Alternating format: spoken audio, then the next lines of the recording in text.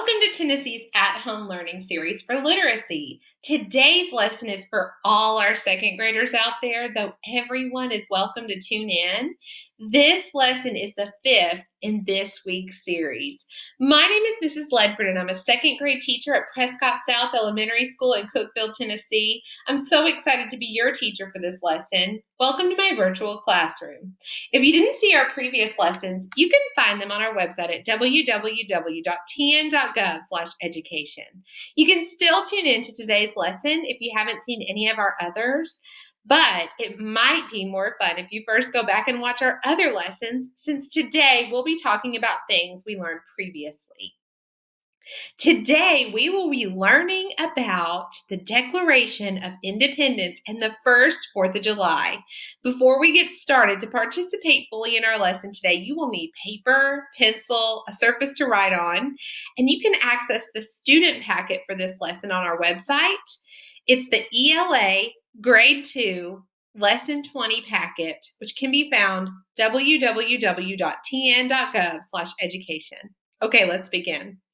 In our last lesson about the Declaration of Independence, we took a closer look at the introduction and conclusion to determine how the Declaration of Independence and the 4th of July are connected.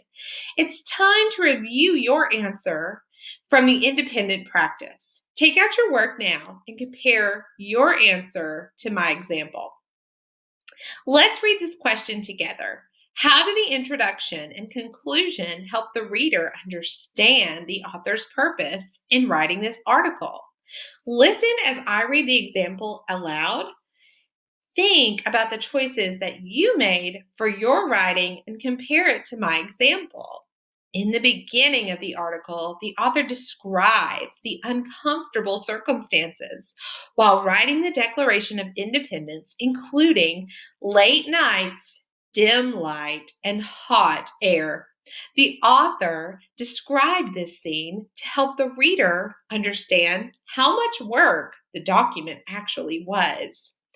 Did you also write about how the author shows the importance of the document at the beginning? Did you include words and phrases from the introduction? Let's continue reading. At the end of the article, the author describes the final document being signed and rushed off to the printer and spread across the country. This describes the first 4th of July. This shows the author's purpose was to describe how important the document was to America's Independence Day. Did you also describe how its publishing at the end influenced our celebration of freedom on the 4th of July? Wonderful work, scholar. All week, we have been working really hard on creating a morphology chart and learning the meanings of common prefixes and suffixes. You have done an amazing job determining the meaning of unknown words by using these. Let's review all of the word parts that we put in our chart and their meanings. First, I want you to practice reading these word chunks so when you recognize them in larger words, you can read them. I'm going to flash a paper up and I want you to read it. For example, if I hold up a paper that said this, what would you say? Yes, this is the word and. Great job. Now I will hold up prefixes and suffixes because I want you to read them out loud. Stand up. Are you ready? Re. Good job. Next one. Dis. Nice job. D. Un. Lee. Did you get them all? All right, let's do it one more time, but this time we're going to go a little faster. Are you ready? Re, dis, d, un, lee. Great job, boys and girls. Let's go through them and talk about their meanings a little bit. So re, this prefix has the meaning again. So redo your homework, okay? What about dis? This prefix has a meaning not, or the opposite of. I am displeased with missing school. D, This is a prefix meaning separation, away from, or intensity. I had to defrost my car windshield this morning because I couldn't see. What about this one? Un. This is a prefix meaning not, or the opposite of. The boy was unkind to his friend. This is a suffix meaning person who. The writer uses paper and pencil for his books. Lee. This is a suffix meaning in a manner that is. The toddler didn't get a nap, so he acted badly. All right, boys and girls, do you see any prefixes? I'm going to point to a word. Do you notice a prefix on this word, replay? Good job. Let's put a box around re. That leaves the rest of the word being play, our base word. Now, we know re means again, and the base word play, we know what that word means. It means to play. So if we had to do this, we would go to play again. Very good, everybody. Let's look at our next word, disobey. Do you see any prefixes on this word? Nice job, dis. What does the prefix dis mean? Nice job. It means not, or the opposite of. And what is our base word? Let's underline it. Obey. Very good. And obey means to follow directions. So what does this word mean? To not follow directions. Nice job, boys and girls. Let's look at the next word, debone. Do you see any prefixes? Nice job. Let's put a box around D. What does D mean? Yes, it means separation, away from, or intensity. So what is the base word here? What does this word mean? Yes, so if this means to separate from the bone, usually butchers will debone a chicken to create boneless, skinless chicken. All right, boys and girls, let's look at the next word, unable. Unable. Do you see any prefixes? Good job. Un is a prefix. Let's put a box around it. Un means what? Yes, it means the opposite of. So the base word is able, which means the ability to do something. So what does this word mean? Not having the ability to do something. Good job. Do you see any suffixes on this word? Suffixes. Diver. Yes, let's put a circle or a box around excuse me. And so what would that leave our base word being? Dive. Nice job. So dive means to jump headfirst into water, and means someone who. So someone who dives headfirst into water, a diver. All right, last word today, boys and girls, happily. Does anyone see any prefixes? What about suffixes? Nice job, ly. All right, boys and girls, I'm going to put a box around ly. And what does that mean? Yes, it means in a way that is, or a manner that is. And what's our base word? Nice job, happy. And so happily means in a way that is happy. Good job, boys and girls. All right, sweet friends, we are going to move on and talk a little bit more about our text. Many events led to the United States' first 4th of July. We will use our entire article to describe the series of events that led up to the first 4th of July. Before we begin, let's get our notes page ready. You will need one of your pieces of paper. Let's write 4th of July and events at the top. Ready?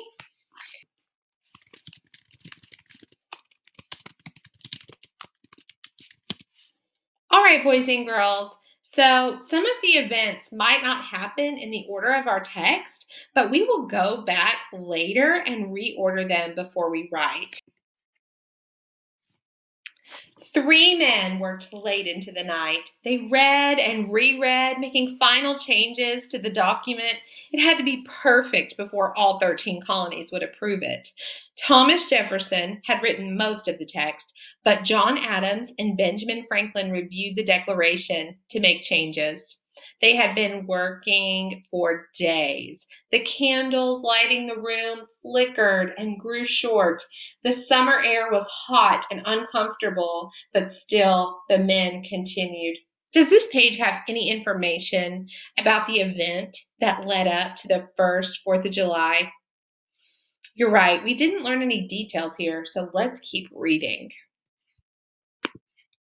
Finally, the document was ready for the colony's representatives to read and approve. By the afternoon of July 4th, 1776, they had done just that. The 13 British colonies had decided not to be British anymore. They had declared their independence. America was born. Did this page have any information about an event that led up to the first 4th of July? Great, we have a date. Listen as I reread that part. By the afternoon of July 4th, 1776, they had done it. The 13 British colonies had decided not to be British anymore. They had declared independence. America was born. What happened on July 4th, 1776? Yes, they had written the Declaration of Independence. What did this document mean for America? Great. It meant that they had declared independence and America was born. Let's add this event to our notes. Ready? So we're just going to make a quick bullet point underneath where we've written 4th of July and events. And boys and girls, bullet points mean that we really don't have to write in complete sentences at this time. Okay? So let's add this events to our notes and we're going to write July 4th. 1776. And what happened that day?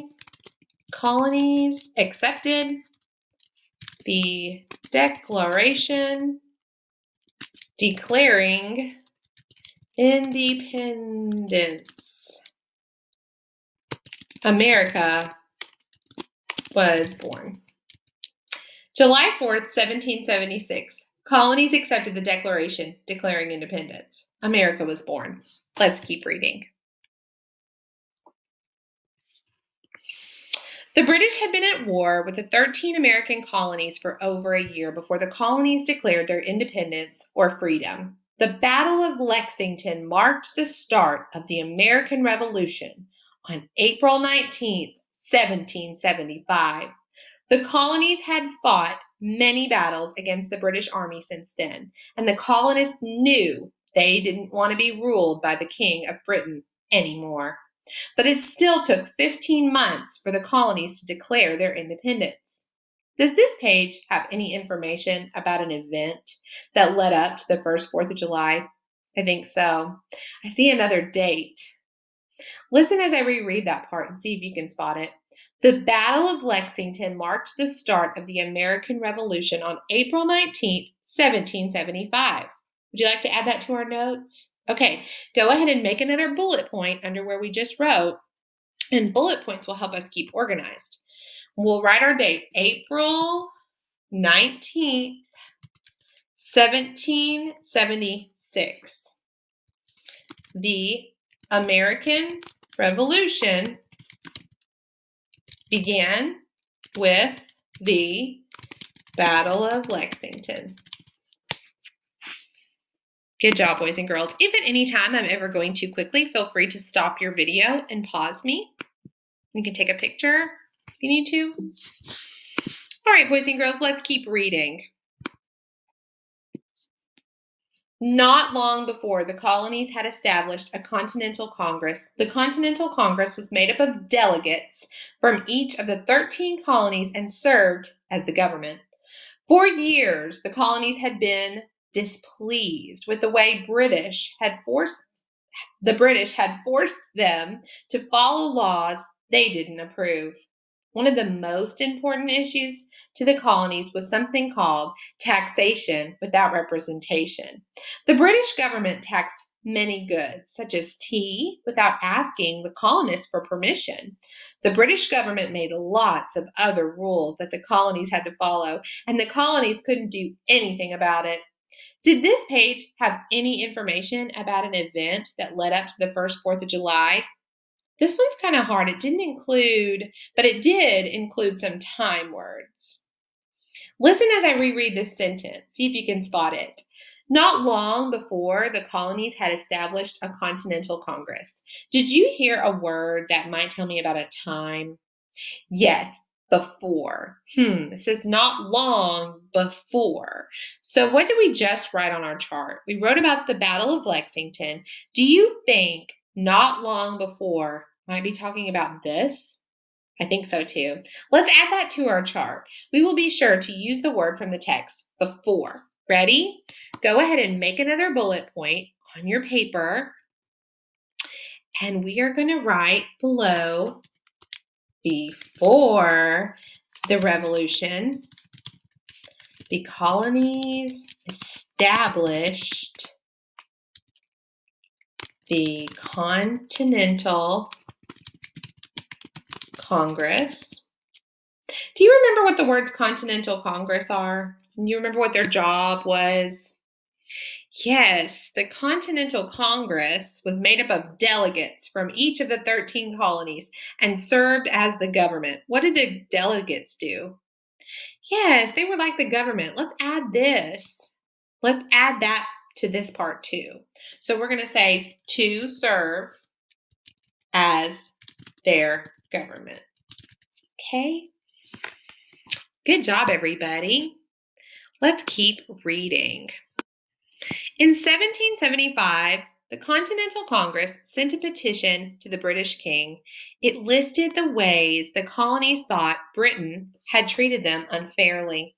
The Continental Congress hoped that the king and the colonies could reach an agreement and that would make both sides happy. But the king ignored the problem. Did this page have any information about an event that led up to the first 4th of July? I see another date. Do you? So, what happened in 1775? Yes, the Continental Congress sent a petition to the king. That petition listed the ways the colonies thought that Britain had treated them unfairly. Was the petition successful? No, the king ignored it. Let's add this to our notes chart. Ready? Make another bullet point below where we just wrote, and we are going to put 1775. That was the date in the text. Continental Congress sent a petition to the king that was ignored. So after this,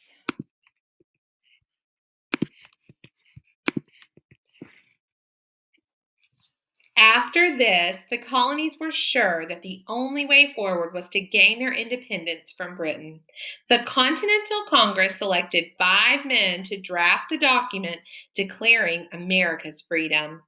The men all agreed that Thomas Jefferson, who had been a lawyer in Virginia, should be the main writer of the Declaration of Independence. Did this page have any information about an event that led up to that first 4th of July?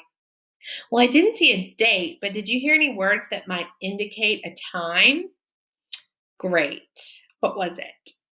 After. They said after this. So what should we add to our chart? Yes. So after this, the colonies were sure the only way forward was to gain independence from Britain. What did we just write on our chart? The king ignored the petition, right? Well, do you think this is an event they are talking about? Yes, I do too.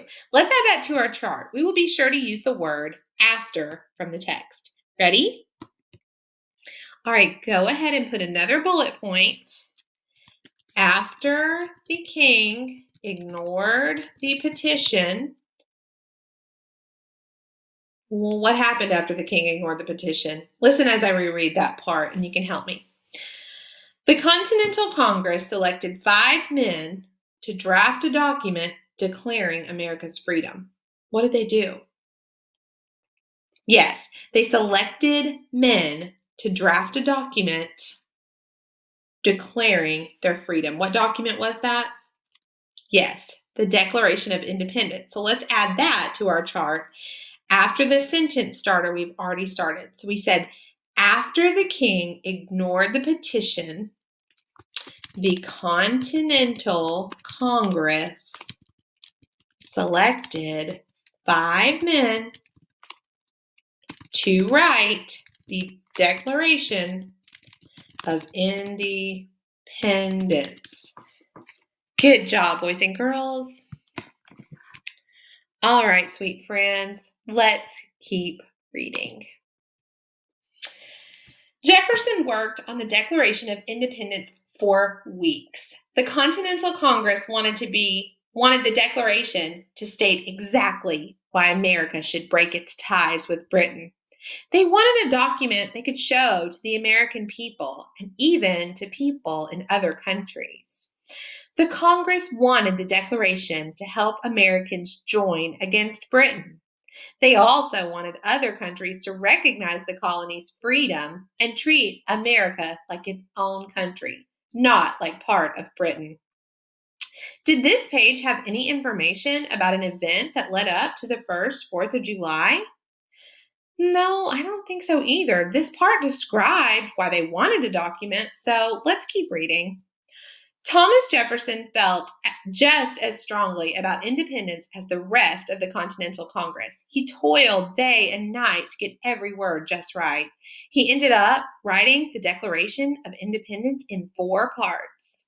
The first part is called the Preamble. He wrote it as an introduction to explain the purpose of the Declaration. Jefferson used the next part to list the rights that all people should have.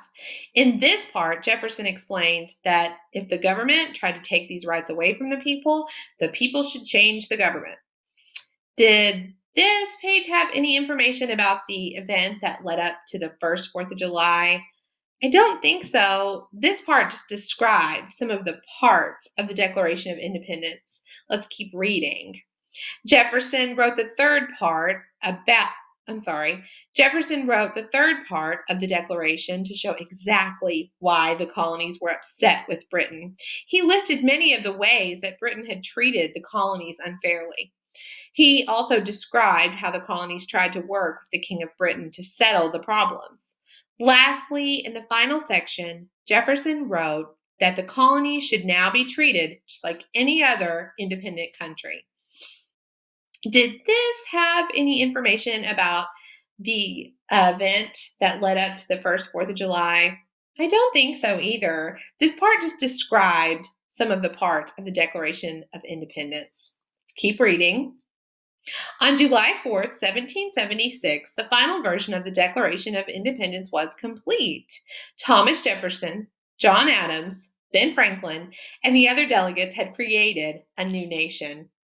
Now, did this part have any information about an event that led up to the first 4th of July? I see a date. What was the date?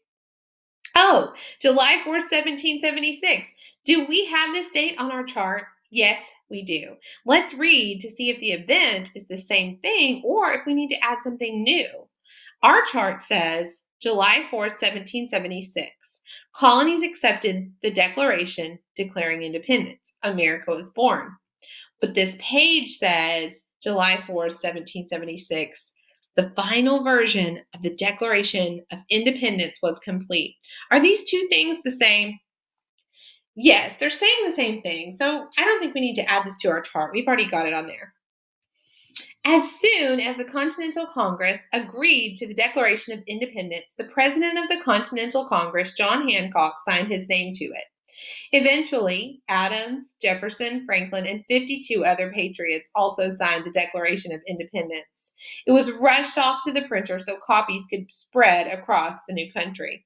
Did this page have any information about an event that led up to the first 4th of July? Well, this one doesn't have a date, but it does have time words. Let's listen as I reread that part. As soon as the Continental Congress agreed to the Declaration of Independence, the president of the Continental Congress, John Hancock, signed his name to it. Did you hear a word or phrase that might indicate time? Yes, as soon as they agreed, Congress signed the petition. Then what happened?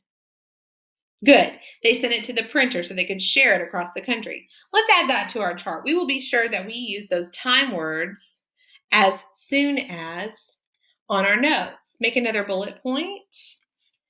As soon as they signed the declaration, they printed copies to share. Okay, boys and girls, nice job. However, the fighting with England continued for 7 more years. Finally, Britain would lose the war and accept America as a free country. Even though the war didn't end until September 3rd, 1783, July 4th, 1776 will always be America's Independence Day. Did this page have any information about an event that led up to the first 4th of July? Yes, this page has lots of information. Let's take it slowly. First, did the Declaration automatically stop Britain from fighting with America? No, it didn't. How long did they continue to fight? Yes, 7 years. So let's add this to our chart. Go ahead and make another bullet point below, and you can write, after the copies were shared, England and America continued fighting for 7 years. Okay, let's keep reading. Listen for, when did the war end? Finally, Britain would lose the war and accept America as a free country, even though the war didn't end until September 3rd, 1783. Let's make another bullet point. The war ended September 3rd, 1783.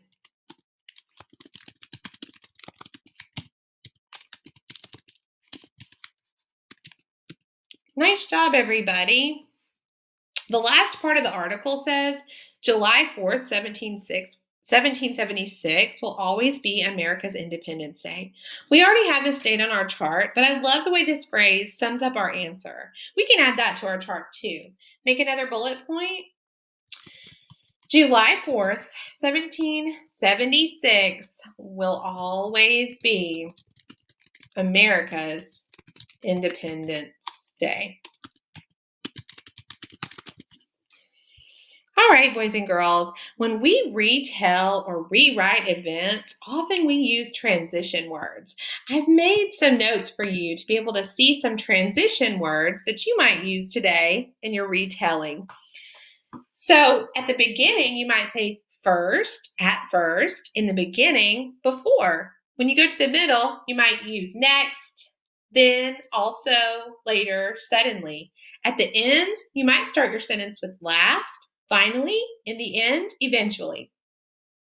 When you retell events that led to the first 4th of July later in your writing, you will want to make sure you are using complete sentences with transition words. Remember, complete sentences have a subject and a verb, okay?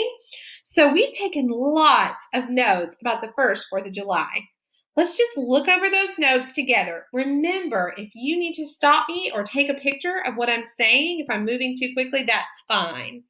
Okay, so the events in our notes or on our chart are not in chronological order. That is a big word. What does chronological mean? Chronological just means starting with the event that happened first, then following in the order of which they occurred. As an example, I can talk about my morning. First, I heard my alarm, then I got out of bed. I couldn't say I brushed my teeth first and then heard my alarm. That would mean I brushed my teeth in the bed while I was sleeping. How silly. That would be out of chronological order. I have to start first thing and go in order of how things happened. So it should be first I heard my alarm, then I got out of bed, next I brushed my teeth. Right now, the events on our note taker are not in chronological order, and we need to fix that so we can have a written response that we can fix later when we're telling events that happen in order. So we're going to scan our chart to figure out what happened first. When you look at these events, the dates will help, but we can also use transition words to help us. Which event came first? Here's a hint. It uses the transition word before. Yes, before the revolution started, the colonies established the Continental Congress to serve as their government. We're going to number each event to help us during our writing later.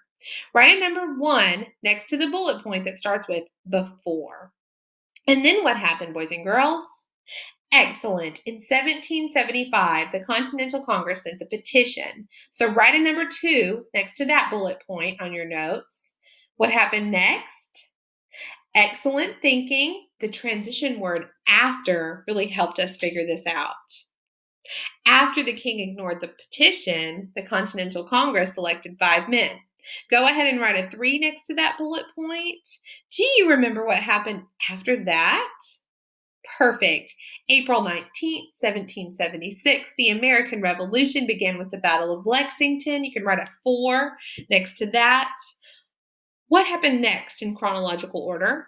Yes, the date helped us again. July 4th, 1776. Colonies accepted the Declaration declaring independence. Write a 5 next to that. What was the next event? Correct. As soon as they signed the Declaration, they printed copies to share. Write a 6 next to that. And then, yes, after the copies were shared, England and America continued fighting for 7 years. And you can write a 7 next to that. What happened next? The war ended on September 3rd, 1783. Write an 8 next to that. And finally, what was the ending result? Absolutely. July 4th will always be. We can write a 9 next to that point.